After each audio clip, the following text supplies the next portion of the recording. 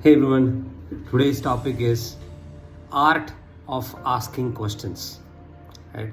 See, it's like the person who knows all the answer versus the person who's asking the right question at the right time. You know who is better, right? The second one is much better, right? And this applies in all area of life. It can be in your family, in your job, in your business, if you're attending an interview, you're a student, in your college, right? Everywhere, right? So it's about asking question versus you're questioning the person, right?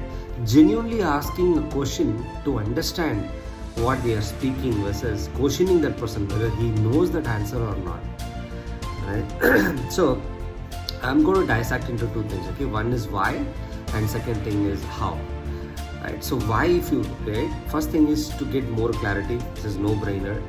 The other person, right, if you ask a question, the other person now takes little more effort to explain you in a much better, right? And the opposite person understands you are listening and you are in the current context, right? So when you ask a question, when there is a discussions happening, right, he understands, he is listening to it, correct? And it keeps the discussions more interactive, not just a monologue. See, if we don't ask questions, right, we really, as a speaker, we really don't know whether the person is really understanding it or not, correct? That is something, right? And simple question, right, we ask and we get the clarity, else we stay unknown, as we don't know the answer for our lifetime, right? So if it's simple or tough, just ask, okay? Because you will be surprised with some of the answers, man. It's such a simple answer, right? No complications, right? And when you're confused in any discussions, in any sessions, when you're confused, ask, okay? And ask at the earliest, right? And else you spend time thinking all your questions and by the time the whole session is done, okay? And see, this is called a law of diminishing effect, okay? Or diminishing intent, right? So the longer you wait to do something, you should do now, else you will never do it, right? The law of diminishing intent, okay? Read through about it, right? Now, how should we ask? Okay, some of the do's and don'ts also I'll let you know. First thing is, start with a thank you note.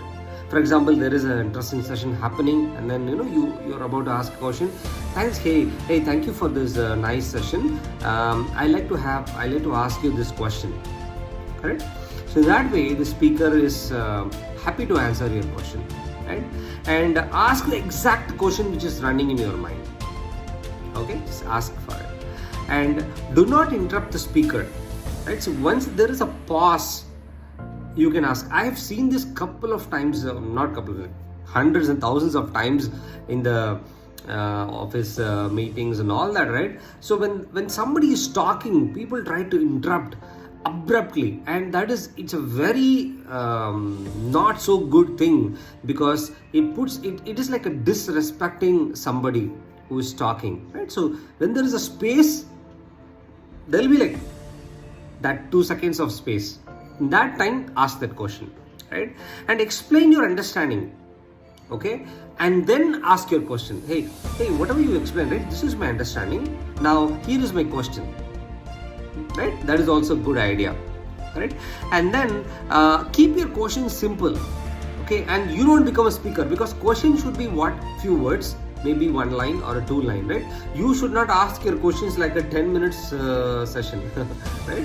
Don't do that. And then don't expect a perfect moment to ask, okay? It's like after the end of the session, everything is over, then only I will ask. When nobody is asking, only I will ask, right? Don't wait for that moment, right? And explore the answer before you ask a question. Think, hey, for this question, what could be possible answers? Think about it, right?